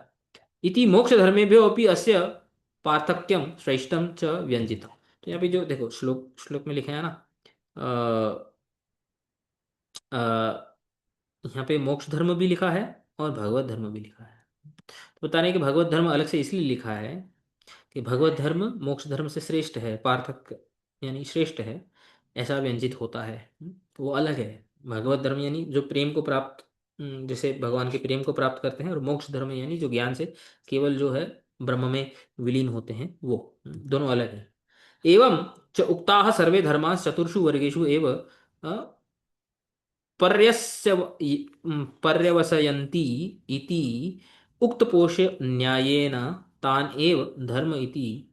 अ, यहाँ पे देखो क्या बोल रहे हैं। यहाँ पे ऊपर जितना भी कुछ बताया है, ये सब भी धर्म अर्थ काम मोक्ष में ही कैटेगराइज होता है। तो फिर से धर्म अर्थ काम मोक्ष बोलने की क्या जरूरत है यहाँ पे? ये जो धर्म अर्थ काम मोक्ष लिखा है ना, तो ऊपर भी जो जो लिखा है ये वैराग्य, राग, वर्ण, आश्रम, राजधर्म, दान धर्म, मोक्ष धर्म, यहाँ भी मोक्ष धर्म लिखा है देखो, विभागशः, स्त्री धर्म, भगवत धर्म, समास है। तो ये सब भी धर्म अर्थ काम मोक्ष में आता है। तो फिर से ये सब ये क्यों लिखा है? बोलते हैं उक्त पोष न्याय। उक्त पोष, पोष का मतलब होता है पोषण। जो बोला गया है उसको वापस से पोषण करना, यानी वापस से उसको एम्फोसाइज करना, उसको वापस से अच्छे से बताना। इसलिए कुछ कुछ चीज़ों कुछ कुछ टॉपिक्स को उन्होंने क्या किया है, बार बार अलग अलग एंगल से, अलग अलग एग्जाम्पल से और अलग अलग दृष्टांत देते हुए उन्हें रिपीट भी किया है। और उपाय का अर्थ क्या है? धर्म आदि साधना। धर्म अर्थ का मोक्ष को प्राप्त करने के लिए जो साधन होते हैं उनको यहाँ पे उपाय बोला गया है। ठीक है, आगे बढ़े। हाँ, तो बेसिकली यहाँ पे वो ड्यूटीज ही बता रहे हैं ना, मतलब एक मनुष्य की क्या ड्यूटीज है और कैसे मतलब धर्म करना चाहिए। हाँ हाँ हाँ, राइट। वो बहुत बहुत डिटेल में ये आता है, जैसे मैंने बताया महाभारत में बहुत बड़ा सेक्शन है ये। It is one of the, I mean this is the biggest section in Mahabharata. तो अगर युधिष्ठिर महाराज के क्वेश्चन को एकदम सिंप्लीफाई करना होगा, तो लाइक उन्होंने तो खाली इतना ही पूछा ना कि एक रिलीजियस ड्यूटी या फिर वो क्या है एक मनुष्य की, तो उसमें इतना मतलब डेप्थ में क्यों आंसर है, लाइक इतना बड़ा आंसर। अभी जैसे भगवत गीता भी देखते हैं, खैर भगवत गीता तो इतनी बड़ी नहीं है, बट इनिशियली अर्जुन का क्या पॉइंट था कि मैं युद्ध नहीं करना चाहता, बट उसके पीछे 18 अध्याय आ जाते हैं। तो जब टॉपिक शुरू होता है तो फिर एक क्वेश्चन, फिर एक टॉपिक, फिर एक क्वेश्चन, फिर दूसरा टॉपिक, फिर और एक क्वेश्चन, फिर ऐसे करते करते करते करते डिटेल में जब क्वेश्चन आंसर होता है तो ऐसे ही होता है ना। हम लोग भी जब भी बात करते हैं तो कभी कभी ऐसा होता है ना, एक टॉपिक हम भले लेते हैं बट और 5-10 टॉपिक जो है साथ में डिस्कस हो जाते हैं। तो ये ऐसा ही होता है। जब क्लैरिफिकेशन जब जहाँ से मिलती है तो नेचुरली दिल करता है कि और क्वेश्चन पूछें, और क्वेश्चन पूछें, और जाने, ऐसा जाने। तो ऐसा होता है। समझा। अगले 2-3 श्लोक और पढ़ते हैं, उसको खत्म करते हैं इस सेक्शन को। नेक्स्ट बोलते हैं सूत गोस्वामी, धर्मं प्रवदतस्तस्य सकाल प्रत्युपस्थित योगिनश्छंद मृत्योर्वांछितस्तु उत्तरायणः। बोलते हैं छंद मृत्यो योगिनः यह काल वांछितः धर्मं प्रवदतः तस्य तो सह उत्तरायण प्रत्युपस्थितः। बोलते हैं छंद मृत्यु का इच्छा, छंद मृत्यु का मीनिंग बताते हैं इच्छा मृत्यु बेसिकली। छंद मृत्यु यानी जो अपनी इच्छा से जो लोग प्राण त्यागते हैं। तो ऐसे जो योगी होते हैं छंद मृत्यु योगिना, यह काल वांछित, उन वो जो जिस टाइम को डिजायर करते हैं, अपने प्राणों को त्यागने में, इस टाइम पे डिजायर करूंगा। तो धर्मम प्रवदतः, धर्म के बारे में बोलते बोलते उपदेश देते देते युधिष्ठिर महाराज के साथ, तस्य तो सह उत्तरायण प्रत्युपास्त, वो जो उत्तरायण काल है, जनवरी में आता है ये उत्तरायण जो होता है, वो काल जो है, वो टाइम जो है प्रत्युपस्थित है, वो उपस्थित हो गया। यानी भीष्मदेव जिस समय जो है प्राणों को त्यागना चाहते थे, वो इतने दिन हो गए। अब तक वो धर्म के बारे में बोलते जा रहे, बोलते जा रहे, बोलते जा रहे, 40-50 दिन जैसे मैंने बताया। तो जनवरी का जो टाइम है वहाँ पे जो है आ गया था, और उनको प्राण त्यागने का जो टाइम आ गया था। तो ये देख के उन्होंने प्राण त्यागने की तैयारी की। बोलते हैं यो योगिन इति, श्री जीव गोस्वामी बताते हैं, तेषाम तथैव व्यवसाय मात्रम श्री धर्मादि भाषण रूप यह अनुष्ठान श्री भीष्म से तो श्री भगवत दर्शन दीर्घत्वाय व्याजमय एव स इति गए। यहाँ पे देखो क्या बोलते हैं, जीव गोस्वामी बताते हैं श्री भीष्मदेव का जो धर्म आदि भाषण रूप जो था, ये जो इतना इतना जो क्वेश्चन कर रहे थे, इतना जो मतलब क्वेश्चन के बाद आंसर, इतने बड़े बड़े जो आंसर दे रहे थे, डिटेल में जो आंसर दे रहे थे ना, अभी तूने बोला ना इतने डिटेल में आंसर देने की क्या जरूरत है, उसका रीजन ही बताते हैं। एक्चुअल रीजन क्या था? श्री भीष्मस्य तू भगवत दर्शन दीर्घत्वाय, भगवान का दर्शन थोड़ा और हो, जितना ज़्यादा हो सके, दीर्घ के लिए, उसको दीर्घ करने के लिए, डिले करने के लिए, व्याजमय, व्याजमय मतलब कपटमय, जो जो भी उन्होंने बोला था वो सब व्याज था एक्चुअली, अननेसेसरी था, ये कपट था actually. He is speaking to Yudhishthira, giving instructions to Yudhishthira जो था, वो व्याज था, कपट था। मेन चीज क्या थी? भगवान के दर्शन ज्यादा से ज्यादा हो। एव इति गेयम, ऐसा समझना होगा हमें। तो यहाँ पे फिर यहाँ ये क्यों लिखा है इस श्लोक में कि भीष्म देव जब प्राण त्यागना चाहते थे तो उत्तरायण जो समय था वो आ गया। तो इसका मतलब ये तो ये हुआ कि वो उत्तरायण के लिए रुके हुए थे। आप कैसे ये कैसे बोल सकते हो कि जो है श्री कृष्ण के दर्शन को दीर्घ करने के लिए रुके हुए थे? तो उसका भी आंसर यहाँ पे देते हैं। वक्षते च श्री स्वामीभिरपि द्वितीय, स्वामी यानी श्रीधर स्वामी।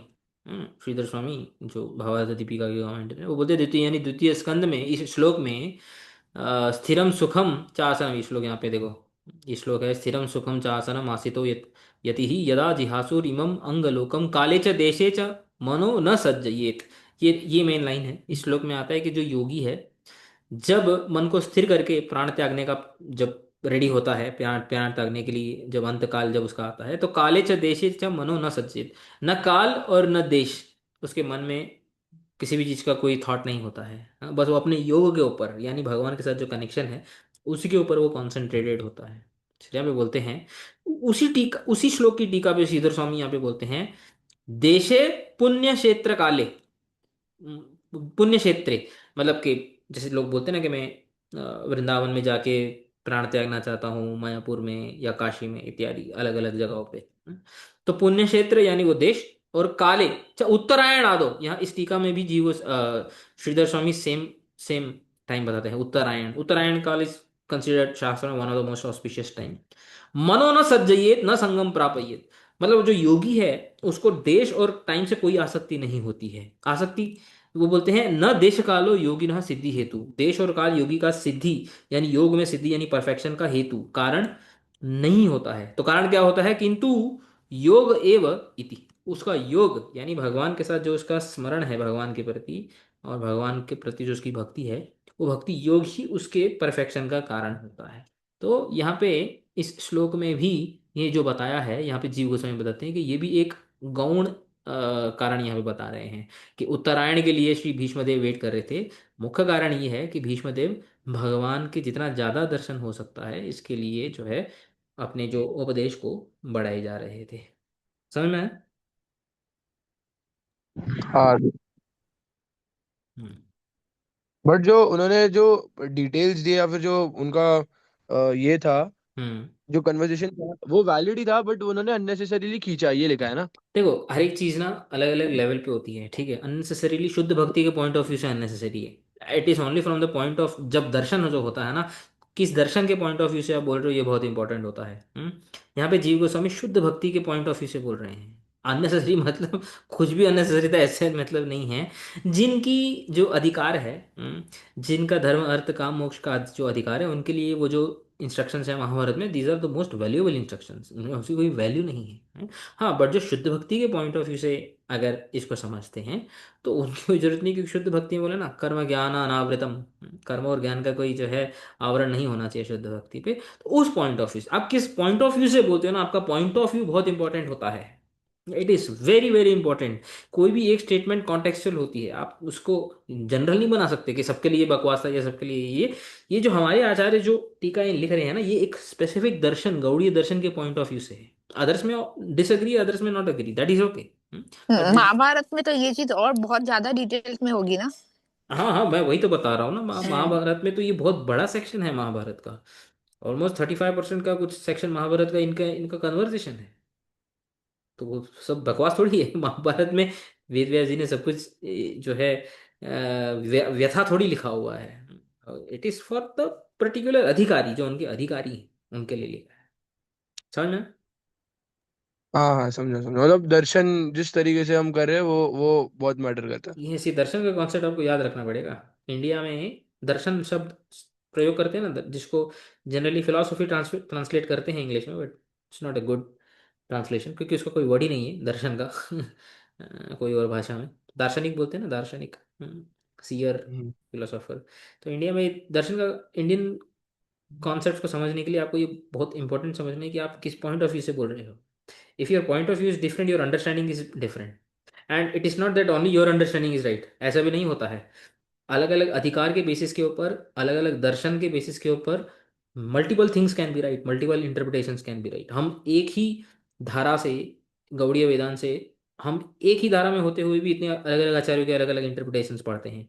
तो अगर आप अलग दर्शनों में ही चले जाएंगे तो then there will be multiple interpretations. समझ में आया? हाँ हाँ, समझा।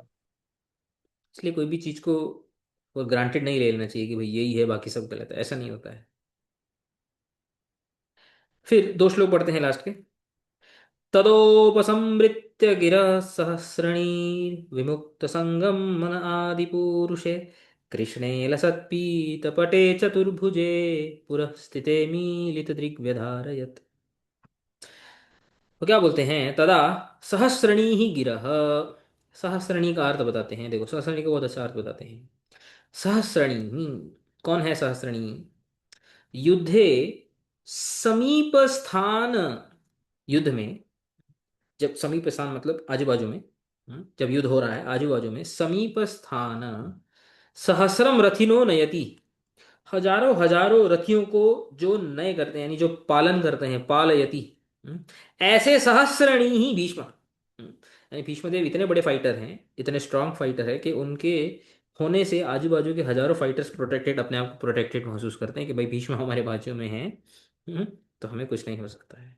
तो तदा यानी उस समय सहस्रणी ही भीष्मदेव ने गिरह उपसंमृत, सब कुछ बोलने के बाद, अब याद रखना कि भागवत में 3 श्लोकों में जो आ गया है वो महाभारत में जो है थाउजेंड्स ऑफ वर्सेस में वो डिस्क्रिप्शन, वो डिस्कशन आता है। तो सब कुछ बोलने के बाद अपनी वाणी को, गिरह यानी अपने वाक्यों को, उपसंमृत मतलब कंक्लूड कर दिया। और क्या किया? अमीलित दृक, अमीलित दृक, कोई जानते हैं इसका अर्थ क्या होता है? अमीलित दृक, दृक यानी लोचन, यानी आंखें, वो आंखें जो अमीलित, जो आंखें मतलब पलकाना, आंखें बंद करना, जैसे आंखें झपकना भी नहीं है ऐसा, जिनकी आंखें झप बंद भी नहीं हुई एक क्षण के लिए भी, ऐसी टकटकी लगाकर बोलते हैं ना जैसे लोकल लैंग्वेज में, ऐसी, इस प्रकार से, इस भावना से विमुक्त संगम मनः, अपने मन को सारे बाकी के जितने भी धर्म इत्यादि वो बोल रहे थे सबसे विमुक्त करके, सब अभी, सब एक तरफ जो हो गया, जो बोल दिया, जो डिस्कशन हो गया, उससे मुक्त होकर के, उससे उसको एकदम अपने मन से निकाल करके उन्होंने क्या किया? लसत पीत पटे पुरः स्थिते आदि पुरुष, आदि पुरुष यानी भगवान, चतुर्भुजे कृष्ण, चतुर्भुज श्री कृष्ण भगवान आदि पुरुष जो लसत पीत पटे, इसका अर्थ देखेंगे, उनमें व्यधारयत, उनमें अपनी दृष्टि को और अपने मन को उन्होंने क्या कर दिया? धारण किया, यानी कि उनमें लगा दिया अपनी आंखों को और अपने मन को। तो इसका अर्थ बताते हैं, सहस्रणी का अर्थ बताया, बोलते हैं सहस्रिणी। तो किसी किसी पाठ में सहस्रिणी भी आता है, सहस्र, ये र के र है ये, ठीक है, और इसमें डिफरेंस ये है कि ये री है। जब किसी के पाठ में सहस्रिणी आता है उसका अलग पाठ देते हैं, इति पाठे सहस्रार्थवती ही गिरी, सहस्त्र अर्थवती मतलब जिन्होंने सहस्त्र अर्थ, नाना प्रकार के एक्सप्लेनेशंस दिए थे युधिष्ठिर महाराज को, ऐसी वाणी को उन्होंने क्या किया? उपसंहृत्य यानी कि स्टॉप कर दिया। लसंतौ पीतौ पतौ यस्य, यानी उज्जवल, यानी चमकते हुए येलो कपड़े, वस्त्रम जिनके हैं, ऐसे भगवान लसत पीत पटे, ऐसे उनका नाम। अमीलित दृक् एवं मनो विधारयत, मतलब टकटकी लगाकर भगवान को देखते हुए उन्होंने मन को क्या किया? भगवान में लगाया। विश्वनाथ चक्रवर्ती ठाकुर क्या बोलते हैं? अमीलित दृग एवं चक्षुषी स्पष्टम उन्मील्य एवं व्यधारयत, यानी आंखों को एकदम स्पष्ट रूप से भगवान की तरफ देखते हुए अपने मन को क्या किया? भगवान में लगाया। और कैसे देख रहे थे? आ नख शिखाम, आ नख शिखम प्रवेशयाम आस, बोलते हैं आ नख शिखम, चरणों के नाखून से लेकर के सर पे जो शिखा होती है ना, मतलब के फ्रॉम टो टू हेड, ऐसे बोलते हैं ना, वो भगवान को टकटकी लगा के भगवान के हर एक अंग को निहार रहे थे, दर्शन कर रहे थे। समझ में? हाँ, समझा। हम्म। लास्ट लोग पढ़ते हैं आज का। विशुद्धया धारणया हताशुभस्तदीक्षयैवाशुगतायुध श्रम निवृत्त सर्वेन्द्रियवृत्तिविभ्रमस्तुष्टावजन्यम विसृजन जनार्दनम। क्या बोलते थे देखो, अनया एव विशुद्धया धारणया, इस प्रकार की जो उन्होंने विशुद्ध धारणा की थी, यानी भगवान को जो मन में लगा, मन में भगवान को धारण किए बैठे थे आंखों से और मन से, उससे क्या हुआ, हतम अशुभम, उनके जितने भी अमंगल जो थे, अशुभ जो भी जो थॉट, जो युधिष्ठिर के साथ जो भी वो बातें करती थी, यहाँ पे अशुभ बोलने का अर्थ है कि भक्ति रहित, जो शुद्ध भक्ति रहित जो भी उनके थॉट्स थे वो खत्म हो गए। एकदम से भगवान को सामने जब उन्होंने ध्यान से देखना शुरू किया तो जैसे, तस्य श्री कृष्णस्य ईक्षया कृपा दृष्टिया एवं गत आयुध श्रमो यस्य स, तो यहाँ पे बताते हैं कि गत आयुध श्रम, यानी कि जिनका आयुध में, यानी कि जो तीरों की वजह से जिनका जो श्रम यानी जो पेन था वो चला गया था, गत हो गया था, यानी खत्म हो गया था। कैसे, तद ईक्षया एव, भगवान की इच्छा के द्वारा, भगवान ने जब उनको देखा भीष्म देव को, उनके देखने से ही उनके जो आयुध यानी कि जो तीरों का जो श्रम यानी कि जो पेन था उनका, वो क्या हो गया था, गत हो गया था, मतलब खत्म हो गया था। ऐसे भीष्म देव, तो उन्होंने क्या किया, अतएव निवृत्त सर्व इंद्रिय वृत्ति नाम, इसलिए वो सारी इंद्रियों की निवृत्त सर्व इंद्रिय वृत्ति यानी विभ्रम, यानी कि जो विविधाम भ्रमणम, यानी कि इंद्रियों और मन नाना प्रकार की चीजों में भ्रमण करती है ना, कभी ये कभी वो, मन में जो जो प्रकार के थॉट्स होते हैं उन सब से निवृत्त हो गए थे, कंप्लीटली मन को एकाग्र करके उन्होंने क्या किया, जन्यम देहम विसृजम, देह को त्याग करने की तैयारी की, विसृजम यानी त्यागने की, और जनार्दनम अस्तौत, और भगवान की प्रार्थना स्तुति करना उन्होंने शुरू शुरू किया। तो इसका अर्थ क्या हुआ, विशुद्धया धारणया, विशुद्ध धारणा से, हत अशुभ तद ईक्षया एव, उनके जितने भी अशुभ थे, जितने भी जो भी अमंगल उनके अंदर जो भक्ति रहित जो थॉट्स थे वो सब हत हो गए थे, खत्म हो गए थे भगवान की दर्शन से ही। बहुत जल्दी एकदम इमिडिएटली गत आयुध श्रमा, उनके जो आयुध यानी जो पेन था, श्रम था, वो चला गया था। निवृत्त सर्व इंद्रिय वृत्ति विभ्रम, और जितने भी इंद्रिय और इंद्रिय वृत्ति की जो भ्रमण थी, जो इधर उधर इंद्रिय भागती हैं हमारी, उससे कंप्लीटली निवृत्त होकर के जन्यम विसृजन, देह को त्याग करने के लिए तैयारी उन्होंने की, और क्या करने लगे, जनार्दनम तुष्टाव, जनार्दन यानी भगवान की स्तुति वे करने लगे। क्रम संदर्भ में बोलते हैं कि तद इच्छया एव इति तत् कर्म ईक्षया तद आगमन समयाद एव लब्धया इति, बोलते हैं कि जब से भगवान आए थे उस समय से ही उनका पेन चला गया था, ऐसा नहीं कि अभी उनका पेन गया, ऐसा नहीं, यहाँ पे अभी बोला है, बट इससे हमें समझना होगा कि भगवान ने जब उनके ऊपर दृष्टि की, यानी कि जब आए थे तभी से ही उनका कोई पेन वगैरह नहीं था, ऐसा हमें समझना होगा। और बोलते हैं, विश्वनाथ चक्रवर्ती ठाकुर बोलते हैं, विशुद्धया इति आदि तदीक्षया श्री कृष्ण कर्तृकेन कृपावलोकेन विभ्रमो विविध भ्रमणम अस्थैर्यम इति अर्थ, वही भगवान की कृपा से, उनकी कृपा अवलोकन से, कृपा दृष्टि से जितने भी विविध भ्रमण जो हो रहा था, मन इधर उधर उधर भाग रहा था, जो अस्थिर हो रहा था, यानी कि जो वो युधिष्ठिर को भी जो जो जो जो टॉपिक्स बोल रहे थे, वो गौण टॉपिक्स को सब त्याग करके उनका फोकस जो है भगवान में हो गया। जन्यम स्थूल देहम, यानी कि देह को त्यागना। अब यहाँ पे प्रश्न ये उठ सकता है कि भीष्म देव जो हैं वो तो भगवान के पार्षद हैं, ये आगे भी टॉपिक आएगा, तो इसको आगे हम डिटेल में पढ़ेंगे, इसलिए यहाँ पे थोड़ा हिंट देते हैं। माइक प्रपंचन प्रपंचम एवं, एक माया का शरीर, जब भगवान जब जाते हैं, भगवान के भक्त जब जाते हैं तो उनका ऐसा लगता है कि शरीर पीछे रह गया, लेकिन हमारे आचार्य बोलते हैं कि वो एक माया का एक प्रपंच होता है, एक माया का बना हुआ एक जैसे खिलौना टाइप का होता है। एक्चुअली वो अपने स्व शरीर जो है वो भगवान के पास जाते हैं। तो यहाँ पे देह को त्यागना यानी कि एक माइक प्रपंच है, just for the sake of जो एक जो रीति होती है ना, नहीं तो लोग बोलेंगे कि ये क्या है, कहाँ चले गए साथ में। तो भगवान कभी भी जो सांसारिक जो रीति होती है उसका उसका लंघन नहीं करते हैं, उसको लांघते नहीं हैं। तो खुद भी जब जाते हैं या भक्त भी जब उनके भगवान के धाम में जाते हैं तो ऐसा लगता है कि देह को त्याग के गए, लेकिन वो देह इज एज गुड एज जैसे कुछ माया का बना हुआ कुछ ये है। एक्चुअली उनका जो देह होता है, जिनका उनके अंदर भाव होता है, सब आगे आएगा आगे, वो भाव सहित उसी देह में भगवान के पास जाते हैं। ठीक है, तो नेक्स्ट श्लोक से जो है भीष्म स्तुति शुरू होगी, उसको हम नेक्स्ट टाइम करेंगे। तो यहाँ पे कोई और कोई डाउट, प्रश्न? नहीं। नहीं। ठीक है, वाञ्छाकल्पतरुभ्यश्च कृपा सिन्धुभ्यैव च पतितानां पावनेभ्यो वैष्णवेभ्यो नमो नमः।